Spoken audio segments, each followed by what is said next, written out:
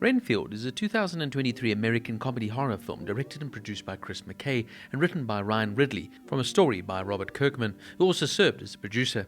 Inspired by the characters from the 1897 novel Dracula by Bram Stoker, the film stars Nicholas Hoult, Awkwafina, Ben Schwartz, Adrian Martinez and Nicolas Cage.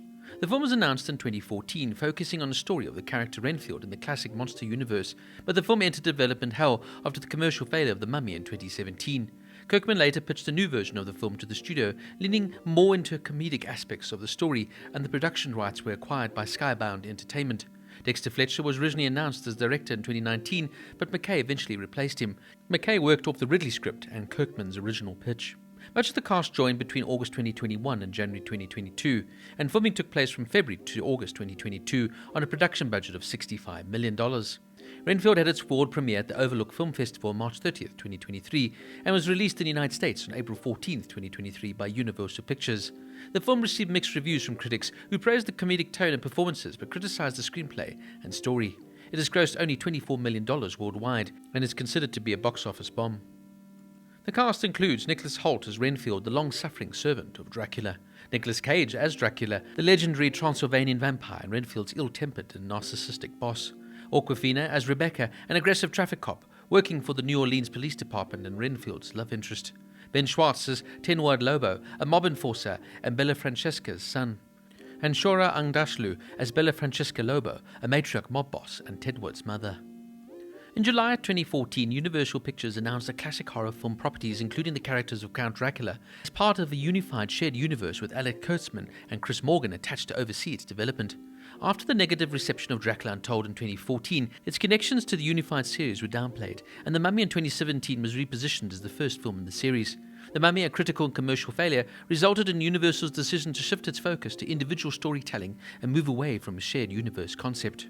The film has been described as a comedic approach to the story of Count Dracula, in the vein of Taika Waititi's vampire mockumentary What We Do in the Shadows in 2014. In 2020, Lee Whannell's Invisible Man became a commercial and critical success for Universal and served as a relaunch to its monster universe. In April of 2021, Chris McKay entered negotiations to direct after Dexter Fletcher left to work on the reboot of The Saint for Paramount Pictures. McKay was hired because he reportedly gave a successful pitch, combining the story's mix of humor and action, something the studio was looking to have more of. In March 2023, McKay described the film as a quasi-sequel to Universal's 1931 English-language film Dracula, depicting the same characters of Dracula and Renfield 90 years on, with the film's black and white opening scene depicting the beginning of Dracula in 1931, with Nicolas Cage and Nicholas Hoult respectively inserted in place of Bela Lugosi and Dwight Frye as Count Dracula and Renfield. The actors were composited in old backgrounds, with just erasing the original actors and putting Cage and Hoult in. Helen Chandler and Edward van Sloan appear as Mina Seward and Van Helsing via archive footage. Nicolas Cage was cast to play Count Dracula in November of 2021. An enormous fan of Dracula and the source material, Cage prepared for his role by observing the distinctive ways Dracula was portrayed on screen by Bela Lugosi, Frank Langella and Gary Oldman. "What can I bring that will be different?" he said. "I want it to pop in a unique way. We've seen it played so well, we've seen it played not so well, so what can we do? So I'm thinking to really focus on the movement of the character and that perfect tone of comedy and horror." Cage mentioned An American Werewolf in London in 1981, The Ring in 1998, and Malignant in 2021 as inspirations for the role. On February 8th, while filming, more than 20 vehicles belonging to the production crew were burglarized. One security guard was present at the time of the incident, which occurred late at night in the secured parking lot.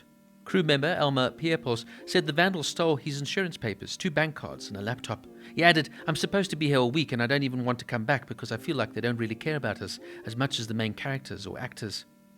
Filming wrapped on April 14th, 2022, exactly 1 year prior to the film's scheduled release. Some interesting trivia notes. Renfield syndrome, also known as clinical vampirism, is a rare psychiatric disorder where an individual has an intense fascination with drinking blood or believing themselves to be a vampire. The syndrome is named after the character R.M. Renfield from Bram Stoker's novel Dracula, who consumed live insects to obtain their life force. In the original Bram Stoker novel Dracula, Renfield is described as being at least at the age of 59. Many adaptations, however, depict him as a younger man and also having a prior connection to Count Dracula before being locked up in the insane asylum that is overlooked by Dr. John Stewart.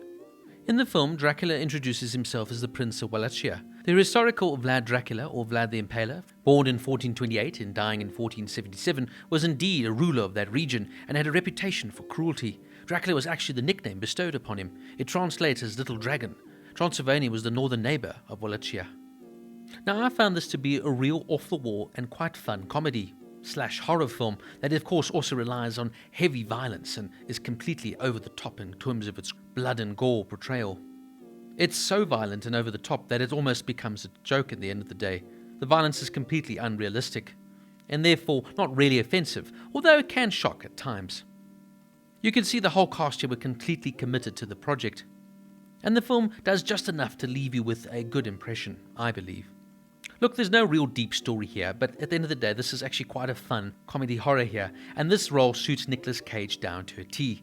Nicolas Cage has always been known as someone that tends to overact in his roles, but here playing the fantastic, iconic character of Dracula, well, just suits him down to a T, and you can see he really got to sink his teeth into the role, as it were. It was also a lifelong dream for Cage to play it, and you can see he really enjoys every second of it.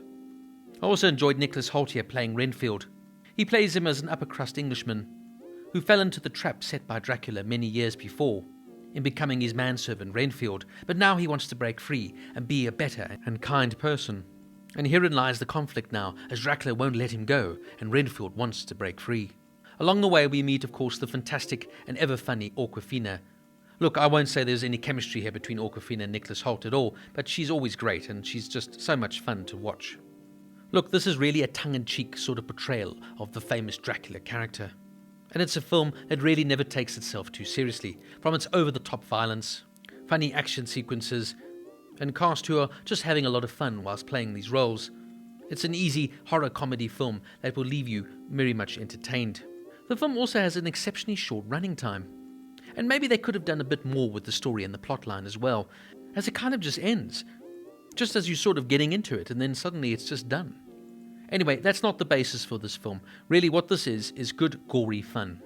It's by no means a comedy classic, it's by no means a horror classic, and if you like your Dracula a lot more serious, and want to keep the memory of Bram Stoker's classic novel alive, then this is definitely not a film for you.